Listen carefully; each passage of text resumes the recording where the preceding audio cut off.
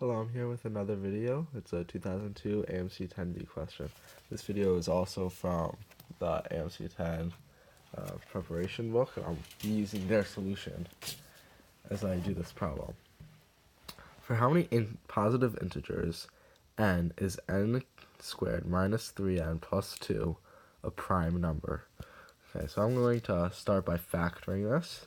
The factoring method I use is I have the squared value here, the normal variable value here, and then the coefficient, or the added number here. And I'm just going to fill this in so that those two times each other is that times that is that. And then when you take the product of those two and you add them together, you need to get that number. So, and then, of course, I'll replace this with an x in the thing, and then you take the one across from it. So I can factor this into n minus 1 times n minus 2. In this case, the x, switching up the x doesn't actually do anything, but in a case where it's like 2x, it would make a difference. Okay, so now we know this, we're trying to get this thing to be prime, to equal prime number. Now that can only happen in 4 special cases. Remember that a prime is 1 times that number. So that would mean that for the first case, we would have n minus 1 equal 1 and n minus 2 prime. So for n minus 1 to equal 1, we would have n equals 2. And to note that n minus 2 could be any prime number. It doesn't actually matter as long as there is a solution to this, okay? Because this makes sense. It works for any value of if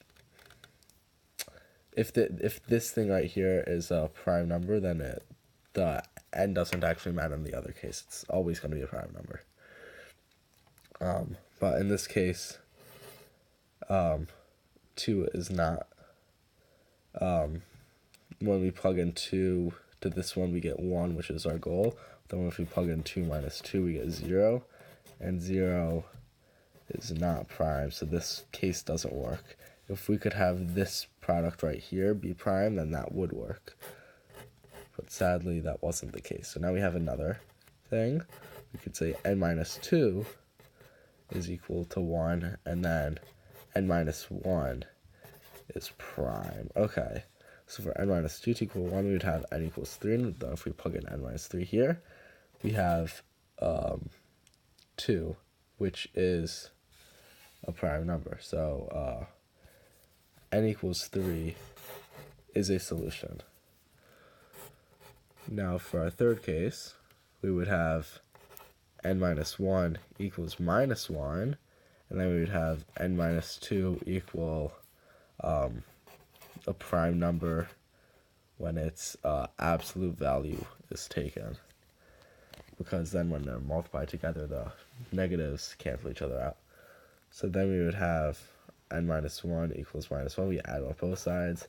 N equals 0. It has to be a positive integer. If you look up here, how many positive integers then? So this off the bat doesn't even work. And then we go and try our case 4. It's the opposite of this. N minus 2 equals minus 1. And then we have that this is a prime, as I explained above. So that would mean that n is equal to 1. And that would mean that this right here needs to be a prime number, but it actually equals 0. And so this case is ignored because it's not prime. So there's only one solution to this, and it's where n equals 3. Thank you for watching. Goodbye.